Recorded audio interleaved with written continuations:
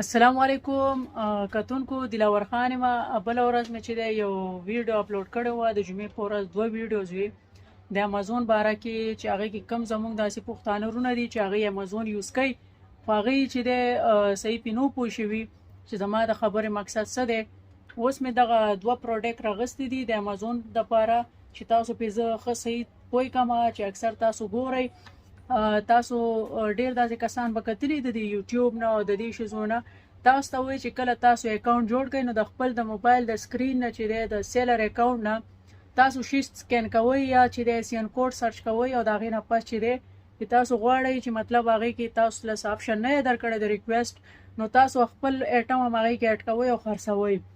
نو ما تاسو ته ویلي وو چې هغه طریقه غلطه ده. هغې دپاره هم چې دی تاسو ته اپروول اخیستل ډېر ضروري ده ځکه چې ما سره دغه شان کار شوی او زه غواړم چې تاسو سره داسې کارونه شي داسې غلطي تاسو ونه کوئ ستاسو اکاونټ چې ډي اکټیویټ نه شي نور داسې مسلې ته پکې رونوځي.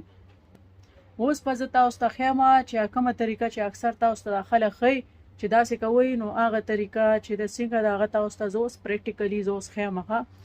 ډېره اسانه طریقه ده خو هغه طریقه چې د هغې دپاره چې د اپروول ډېر ضروري دی. اپروول خامخا اخلئ پوه شوې. نو تاسو اوس ویډیو پوره وګورئ که ویډیو مو خوښېږي مخکې ته څه شیر کوئ چې کم داسې نوي سیلران دي چې هغې ته پته لګي. ښه نو اوس دا دوه پروډکټ دي موږ سره صحیح شوه او تاسو چې دی اکثر چې دی تاسو کسان د وایي چې یاره تاسو دغه شان دا سکین کوئ او تاسو ته چې دی کوم شي چې تاسو نه اپروول نه غواړي هغه شي تاسو لیست کوئ او تاسو چې دی مخکې خپل بزنس کوئ او خرڅوئ. نو زه اوس تاسو له دوه صرف یو سیمپل غوندې تاسو ته ښیم. اوس ګورئ ښه دا چې دی دې باندې دا کوډ لګېدلی دی. ښه دا چې دی ګورئ ما سکین کړلو صحیح شوه. نو دا ستاسو ته وړاندې چې دی ما ته دلته راوړېدلو دلته چې دی قیمت هم لیکلی دی. دې کې چې دی نور هم داسې کسان پکې دي چې هغوی هم دا خرڅوي. دا تاسو کتی شئ په 67 درهم کې چې دی دا الریډي امازون کې خلک خرڅوي او دې کې چې دی بیا ډیلیوري چارجز وغیره هم چې دی اخلي. ښه نو دا تاسو اوس وکتل دا چې دی تاسو ته چې دی ریکویسټ درته کړی دی چې تاسو ریکویسټ اپروول چې دی واخلئ صحیح شوه. نو دلته تاسو ته په دې لاندې ځای کې چې دی په دې اخره کې تاسو ته ریکویسټ هم لیکلی دی. نو د دې ریکویسټ نه بغیر چې دی تاسو نشئ کولی چې مطلب دا شي چې دی تاسو لیس کوئ. که دا تاسو لیس کوئ نو دا ستاسو دپاره چې مسله کیدی شي. دا خو ګوره ریکویسټ خبره دا خو تاسو ته الریډي چې دی پته ده چې ریکویسټ په خامخا کې او هلته نه به اپروول ځان ته اخلي د دې سپلایر نه د هغې نه پس به چې دی ته دا ایټم چې دی دا به لیست کې صحیح شوه. دا چې دی د ریکویسټ خبره شوه او په دې کې چې کم مطلب تاسو ته وایي چې یاره کله تاسو ته ریکویسټ نه غواړي هغه هم درته اوس ښیمه. اوس دغه دا پروډکټ دی صحیح شوه. دې کې چې دی ریکویسټ نه غواړي صحیح شوه.